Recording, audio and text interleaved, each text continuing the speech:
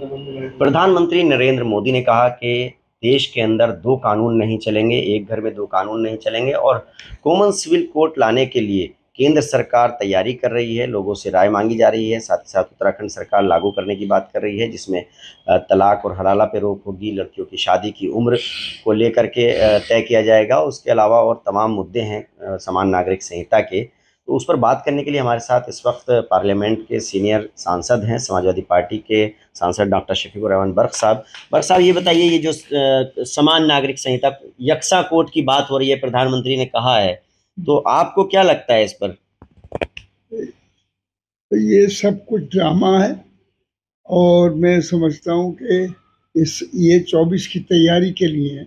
जी। क्योंकि सामने है इलेक्शन, इससे घबराए हुए हैं और ये आपस में मुसलमानों को या दूसरे लोगों को, मजहब वालों को, सब मजहब के लोग रहते हैं जी। तो मैं कहता हूँ कि इसको मजहबी मामलात को सियासी क्यों बनाया जा रहा है, जिससे मुल्क में दूरियां पैदा हो रही हैं और जो जिस मजहब का है मजहबी जिंदगी उसको उसके मजहब के एतबार से गुजारने दी जाए।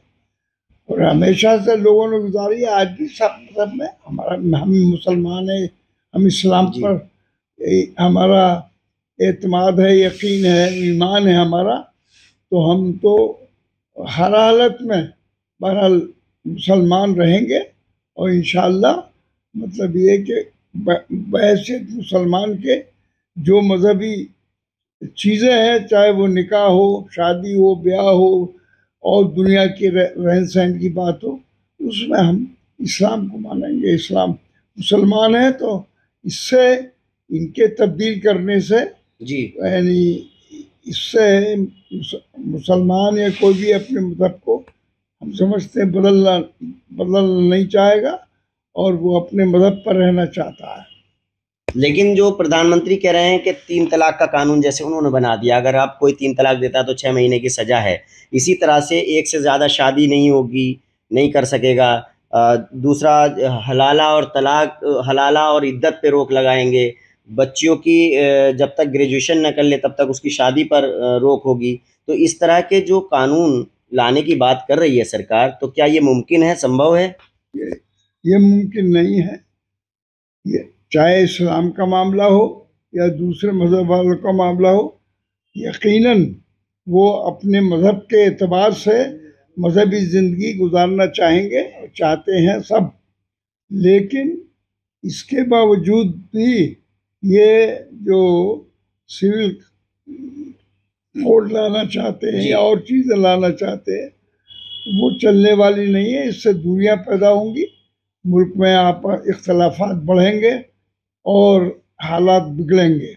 तो इसलिए अब ये नहीं देखते कि भाई मुल्क कहाँ जा रहा है, जी। मुल्क में कितनी महंगाई है। आज टमाटर 100 रुपए, 100 रुपए 100 रुपए का है। किलो। तो अब वो कैसे लोग अपनी जिंदगी गुजारेंगे जब इतनी महंगाई एकदम फिर बढ़ने लगी और भूखमरी है, सारी चीजें हैं। तो पढ़े लिखे लोग भी, नौजवान हैं, वो भी सड़कों पर टहल रहे हैं, उनको उनके कमाने जी। का कोई जरिया नहीं है। तो इन चीज़ों की तो इन्हें फिक्र नहीं है। इन्हें तो सिर्फ 24 की फिक्र होने की वजह से ये चीज़ें लाना चाहते हैं जिससे पोलराइजेशन हो जाए, इनका मजहबी के नाम पर इन्हें वोट मिल जाए। जी। तो वोट आदमी, वोट का तो एक वक्त है जब आएगा देगा, लेकिन ये जो मुसीबत उसके सामने है, इतनी महंगाई सामने है, जी। इतने देश के बुरे हालात हैं, जगह जगह रोज झगड़े। और आज तक मणिपुर है और है, उत्तर प्रदेश है, उत्तराखंड है, क्या हो रहा है वहाँ। सर, ये बताइए, जो पूरा विपक्ष है उसने पटना में मीटिंग की थी जी कि जी 2024 को लेकर के एकजुट होने के लिए, जिसमें आम आदमी पार्टी, कांग्रेस, समाजवादी पार्टी, तमाम पार्टियां थीं। लेकिन अब जो यूसीसी है, ये जो कॉमन सिविल कोर्ट है, इसको लेकर के आम आदमी पार्टी ने कह दिया कि हम इसके साथ में हैं सरकार के, यूसीसी को लेकर के। तो जो विपक्ष का गठबंधन है वो खुद एक राय नहीं है यूसीसी पे, अब आम आदमी पार्टी उसका समर्थन कर रही है। तो कैसे 2024 में भाजपा से मुकाबला कर पाएगा जो महागठबंधन है विपक्ष का?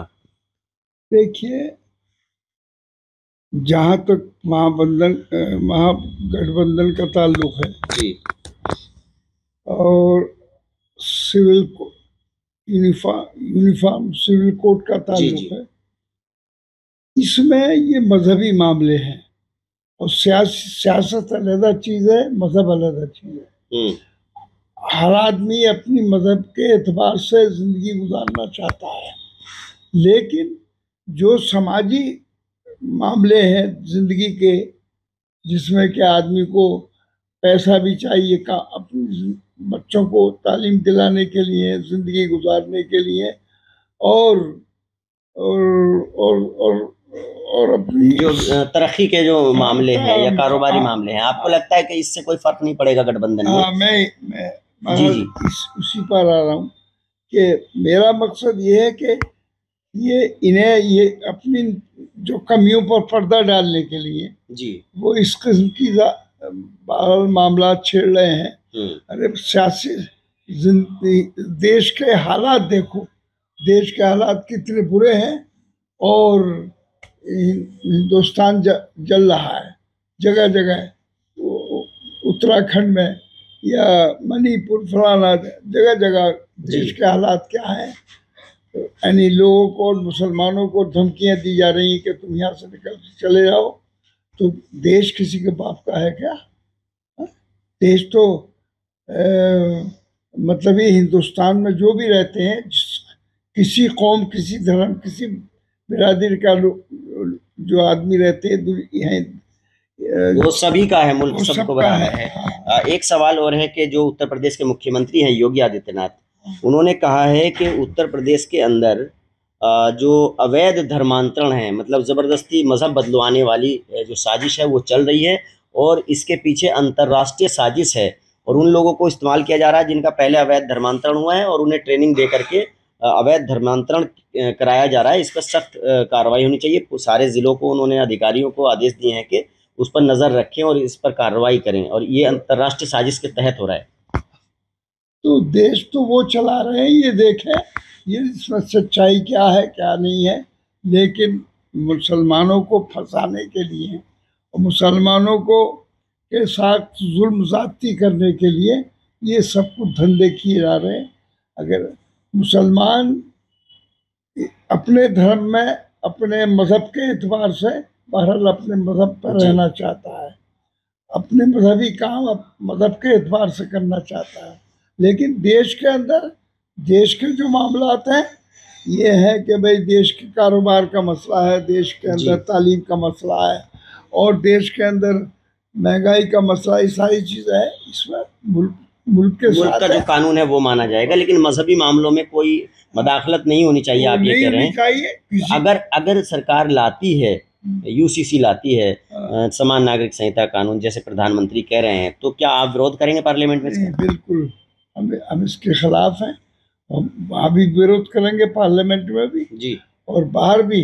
बहरहाल जो बात कही जा रही है तो इसलिए कि वो इस पर पर्दा डालने की कोशिश ना करें कि सन 24 उनके सामने खड़ा है। वो सब 24 की तैयारी के लिए उसमें घबराए हुए हैं और उनके हालात अच्छे नहीं है, वो जानते हैं अपने कमज़ोर हैं हालात, इसलिए ये मुद्दा लाया गया। ये नए नए मुद्दे लाते हैं। विपक्ष की जो मीटिंग हुई थी उसमें एमआईएम के नेता असदुद्दीन ओवैसी को नहीं बुलाया गया, मायावती नहीं आई, तो क्या आपको लगता है कि इन पार्टियों को भी महागठबंधन में शामिल करना चाहिए? नहीं, ये तो उनकी राय है, उनकी पार्टियों की राय है, जो उसमें उनकी राय में हम कोई दखल नहीं देंगे, लेकिन सब मिलकर, सारा अपोजिशन मिलकर जी बहरहाल इनको हराने के लिए कोशिश कर रहा है और इंशाअल्लाह इसमें कामयाबी मिलेगी। और इसमें जो लोग इसमें मुखालफत करेंगे तो वो खुद कंडेम हो जाएंगे। जैसे बहुजन समाज पार्टी ने तो खुद ही मना कर दिया शामिल होने के लिए। नहीं, लेकिन बहुजन क्या अगर ये पार्टी अलग रहती तो? नहीं किया, बल्कि अखिलेश यादव जी समाजवादी की तरफ से वो खुद शामिल हुए, जब 23 में खुद भी शामिल हुए। हाँ। और उन्होंने भी अपनी राय यही दी कि हमें सबको मिलकर, अपोजिशन को सब मिलकर हमें इनको हराना चाहिए। तो क्या एक बार फिर बसपा और सपा को मिल जाना चाहिए 2024 में? हाँ भाई, बसपा और सबका क्या सारा पोजीशन को मिलना चाहिए। जो बाहर हैं गठबंधन से, जैसे बहुजन समाज पार्टी और MIM, तो इनको बहुजन मिलाना समाज चाहिए। पार्टी का कोई भी उनका न कोई बयान आया इस सिलसिले में, और उनकी जो राय है बहरहाल ये मुनासिब नहीं होगी BSP की भी, कि वो इससे कटकर इस अपोजिशन का, हम कहते हैं कि जहाँ तक समाजवादी का ताल्लुक है ये BSP का ताल्लुक है, तो ये BSP की अब उनकी जाती राय जो कुछ भी हो, लेकिन मेरी गुजारिश ये है कि ये भी सब अपोजिशन के गठबंधन में उनके यूनिटी में साथ होकर इलेक्शन लाए तो आसानी होगी।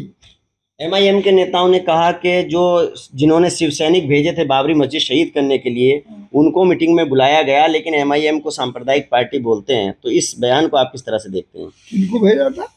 शिवसेना को मीटिंग में बुलाया गया पटना की। शिवसेना ने बाबरी मस्जिद शहीद करने के लिए शिव सैनिक भेजे थे उस समय 6 दिसंबर 2092 में। तो MIM का ये कहना है कि उनको तो बुलाया गया शिव सैनिकों को, जिन्होंने बाबरी मस्जिद शहीद करने के लिए सैनिक भेजे अपने शिव सैनिक, लेकिन MIM के नेता जो हैं वैसे उसको नहीं बुलाया गया और उन्हें सांप्रदायिक बताया जाता है।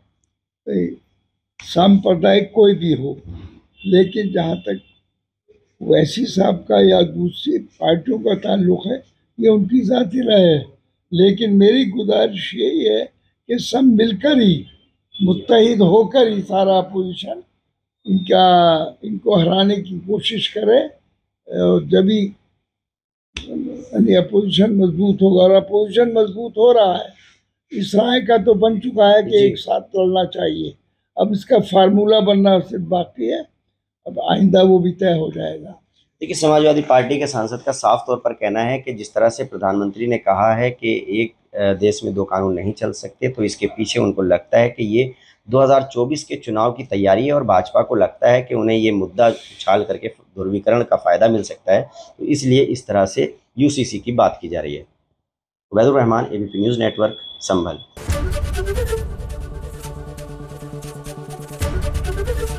ABP गंगा, खबर आपकी, जुबान आपकी।